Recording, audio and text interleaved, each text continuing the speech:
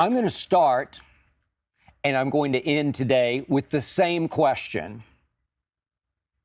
You'll understand why if you stick with me until the end. This question is from Drew from Long Island, and it is, if you could have one do-over in life, what would it be? I have two answers to that question, and the first one pertains to the aforementioned Johnny Manziel. I had a number of interactions with Johnny Manziel beginning back in 2012. I became a Manziel fan, as you might or might not remember from my days on First Take. The other night, I watched the new documentary of Johnny's life and hard times. It's called Untold. It's on Netflix. I do recommend it. It's an hour and 11 minutes. I was riveted. They did a tremendous job with it. Johnny was very good as always. But it made me very sad for Johnny and for me. I was pretty inside Johnny Manziel during those days. I had some good sources. I came to like Johnny. I still like Johnny, but I don't trust Johnny. The best analogy I can give you about Johnny Manziel, at least the one I came to know, is an old sitcom from the 60s. It's probably way before a lot of your times. It's called Leave It to Beaver. Maybe you've seen some of the re-airs of it on whatever network. Leave It to Beaver. It was about the perfect American life of the 1960s. Featured one villainous character named Eddie Haskell. Johnny Manziel, to me, was Eddie Haskell. It was the Cleaver family. Eddie would come over to visit. Hello, Mrs. Cleaver. You look so nice today, Mrs. Cleaver. And as soon as Mrs. Cleaver was out of the room, little Leave It to Beaver was left in the room with the older Eddie Haskell. Shut up, squirt. That was Johnny Manziel. Johnny's very smart, almost too smart for his own good. Great mind. Sensational talent. Sensational God-given abilities to run and throw the football, but also gifted at telling the adults exactly what they needed to hear. Can Johnny ever fool the adults? I think he's still trying to fool the adults as he's turned 30 years of age. He's a hard-looking 30. He's been through the ringer, has Johnny Manziel, because he put himself through said ringer.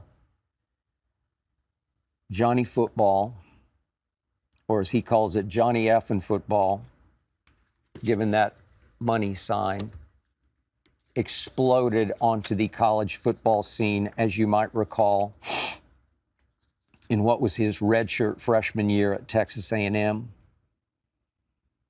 Documentary does a really nice job of backgrounding Johnny's days. It's what was called Tivy High School. Is Tivy High School, the Antlers in Kerrville, Texas, where Johnny first claimed his fame. He was something, Johnny Manziel. Couldn't keep him out of the starting lineup at Tivy. Also a great baseball player at Tivy. But just untackleable. Threw for yards that nobody's ever going to throw for in high school football. Wanted to go to the University of Texas, had grown up wanting to be a Texas quarterback. They weren't interested. He was just too little. But he did go to rival Texas A&M. And they couldn't keep him out of the starting lineup when he was a freshman, redshirted his first year. Already had an incident on campus, got drunk, arrested for fighting. It was an ugly scene. But they just couldn't keep him down in his redshirt freshman year.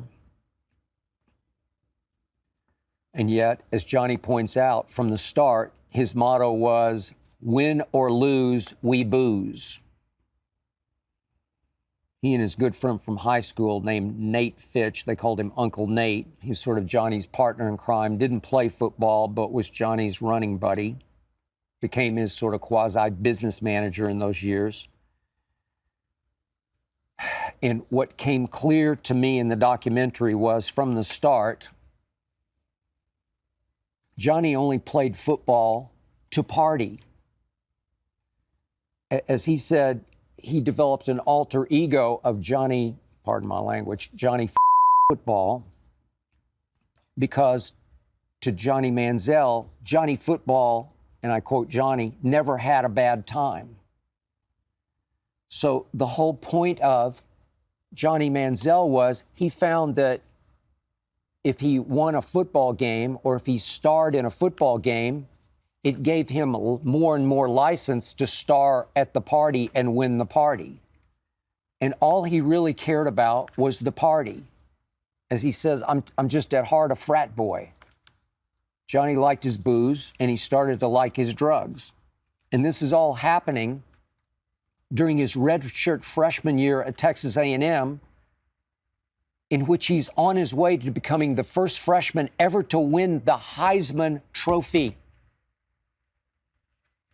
Johnny divulges one anecdote after another. Do you remember the Scooby-Doo pictures? We talked a lot about them on First Take because Johnny looked like he was wasted at some Halloween party with arms around this girl and this girl and this girl in a Scooby-Doo Halloween costume. Exploded all over the internet, obviously. Coaches were horrified. Cliff Kingsbury's quoted liberally in Johnny's documentary. He was the offensive coordinator at this point at A&M. Cliff is basically saying, we're trying everything possible just to keep him eligible, keep him afloat, keep him barely in bounds. And it got so bad that that Halloween party was the night before they were to fly to Mississippi State. This is that redshirt freshman year, to play a big SEC game at Mississippi State that's going to set up a bigger Auburn game, and then the biggest game of the year is 2 weeks later at Alabama. And it's pointed out that Johnny was so hungover on Friday from the Halloween party that they weren't sure he could perform on Saturday. But did he ever? Go back. I don't have time. I don't want to waste your time with this. Go look at the numbers Johnny's putting up as a redshirt freshman. Look at the yards he's run. He averaged over 100 yards rushing per game. He's got some 300-yard games. He's got some 400-yard passing games. And yet, if the world had known he was so hungover on the flight to Mississippi State for that game, if the Heisman voters had known this, obviously Johnny is forever disqualified. But nobody knew it, because Johnny could fool those adults. He could snap back into yes, sir, no, sir mode and fool the adults at the pre or post-game press conferences in ways I'd never seen before. And ultimately, he was fooling me. I'm hearing bits and pieces. Johnny's got a drinking problem. Johnny's starting to experiment more and more with this drug and that drug. And I'm thinking, God. And I went with it on First Take, but I had people above me at ESPN saying, you can mention the alcohol, but let's not do the drugs because we don't have any proof of the drugs. I said, I'm sure there's some drugs involved here, if not initially just the marijuana, but it's starting to segue into, as a gateway drug, into deeper and deeper drug use. Now, let's steer clear of that. And I kick myself after watching the documentary. I wish I'd gone a little harder. I wish I'd listened to my own screaming instincts. Careful, careful, careful. But I got so swept up in the ability. Trust me on this. This is as rare a package of ability as I have ever seen on a football field. I know he wasn't the tallest guy. He didn't have Brady's 6 feet 4 inch height. Peyton's 6'5". He didn't know. He wasn't prototype, obviously. He had huge hands, which helped. He measured at the combine 5'11 3/4. So let's give him 6 feet-ish. It was big enough. By his second year in college, he was playing around 210-ish. So it was strong enough. He was put together. He had some stature. He did not get knocked around or beat up easily. He could take his punishment and give some punishment on the football field. And he was shockingly quick. I've often talked about Emmitt Smith's quickness in a confined space. This barely make you miss. Johnny had a lot of that. I'm not saying Johnny was Emmitt Smith, but and obviously I'm not saying he's Michael Vick or Lamar. It was in a different package, more of a quickness package than a speed package.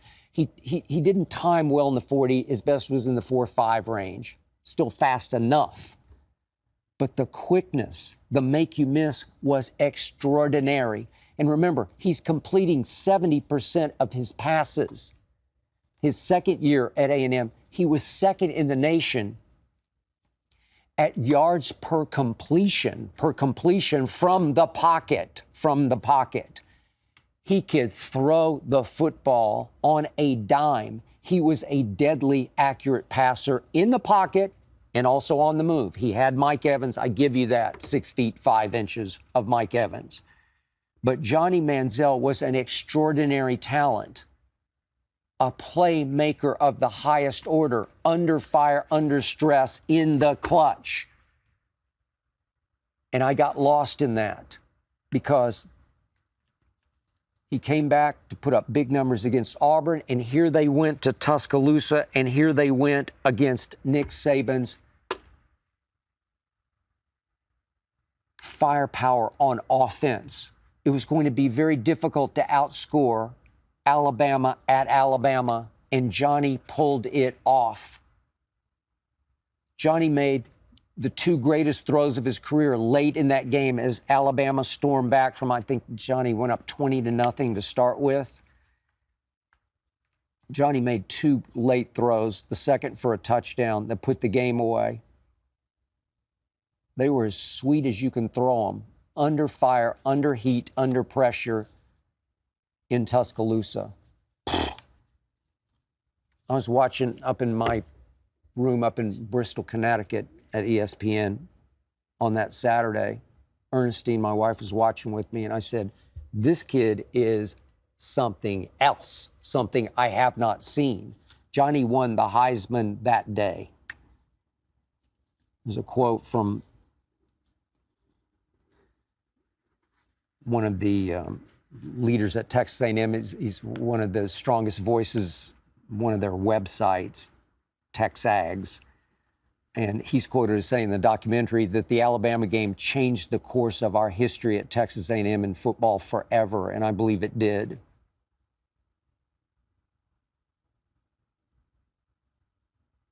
They estimated that the Heisman Johnny won was worth $37 million in publicity to Texas A&M. $37 million. It was the springboard to the donations that allowed them to build a whole new stadium, a beautiful new stadium, the house that Johnny built. And yet it was pointed out again and again, as his buddy Nate said, Johnny never looked at a playbook. Johnny did no studying whatsoever in college or, unfortunately, in pro football. He didn't do study. He did not love football. He loved what happened after football games. He just loved to party. Johnny wanted to be paid, though, for what he did on the football field because all of a sudden everybody wanted Johnny's autograph on all kinds of memorabilia. And Johnny and Uncle Nate, his buddy, put together quite a business. I hope you enjoyed that video. You ready for more? Make sure you click that subscribe button for all the exclusive content from the Skip Bayless Show. And don't forget to check out the full episode of the show wherever you get your podcasts by clicking the link in the description.